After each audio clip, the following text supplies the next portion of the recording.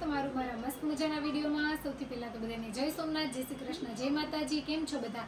તો અત્યારે લીલા ચણાની સિઝન ચાલી રહી છે, તો આપણે ગામડેથી લીલા ચણા આવ્યા છે, તો આપણે લીલા ચણાનું શાક મસ્ત બનાવશું। તો તમે વિડીયોને સ્કીપ કર્યા વગર એન્ડ સુધી જરૂરથી જોજો, અને ચેનલમાં નવા હોય તો ચેનલને લાઈક શેર અને સબસ્ક્રાઈબ કરજો। તો ચાલો આપણે ફટાફટ લીલા ચણાનું શાક બનાવવાની શરૂઆત કરીએ। આપણે ગામડેથી મસ્ત મજાના થેલી ભરીને લીલા ચણા લઈ આવ્યા છે, તો આપણે તેનું શાક બનાવવાનું છે। તો ચાલો આપણે પહેલાં તો ચણાને ફોલી લઈએ।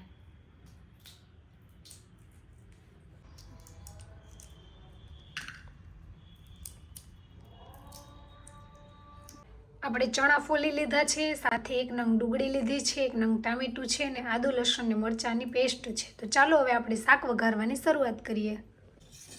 સૌથી પહેલાં તો આપણે તપેલીમાં તેલ એડ કરીશું।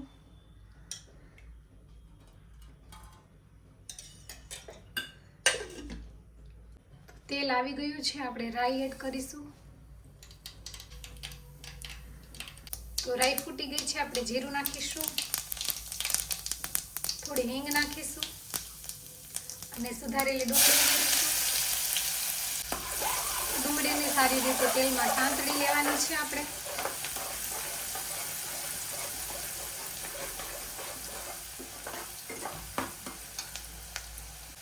આદુ લસણ મરચાંની પેસ્ટ એડ કરીશું, તેને પણ આપણે સારી રીતે સાંતળી લઈશું।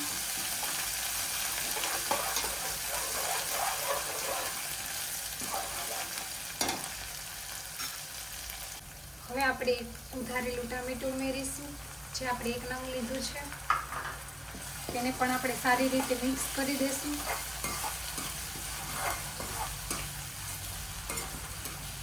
બરોબર ચડવા દઈશું ટામેટાને। સ્વાદ અનુસાર નમક એડ કરીશું, હળદર પાવડર નાખીશું,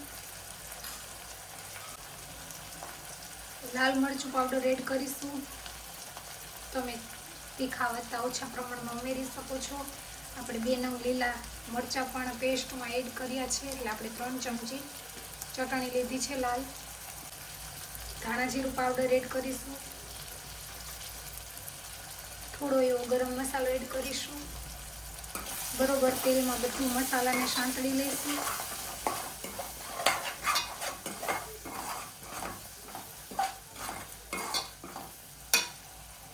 મસાલા બળી ન જાય એટલે આપણે 1 ચમચી જેટલું પાણી એડ કરીશું, જેથી મસાલા સરસ રીતે મિક્સ થઈ જાય અને ચડી જાય। હવે આપણે તેલ છૂટું પડે ત્યાં સુધી પાકવા દઈશું। હવે ગ્રેવીમાંથી તેલ છૂટું પડી ગયું છે, આપણે ચણા ઉમેરીશું। ચણાને સારી રીતે મિક્સ કરી લઈશું।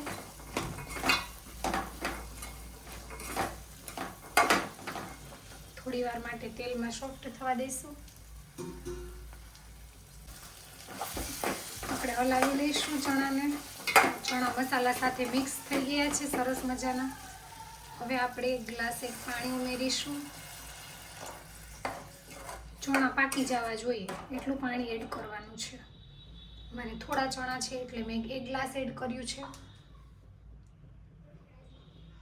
હવે આપણે કવર કરી અને 5 મિનિટ માટે કૂક થવા દઈશું।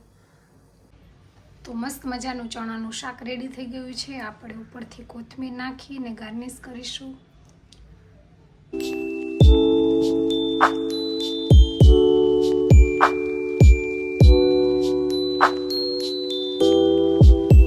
તો આજની રેસીપી તમને કેવી લાગી તે કોમેન્ટ કરીને જણાવજો, અને ચેનલમાં નવા હોય તો ચેનલને લાઈક શેર અને સબસ્ક્રાઈબ કરી દેજો। તો મળશું રેસીપીના નવા વિડીયો સાથે। આવજો, જય સોમનાથ, બાય બાય।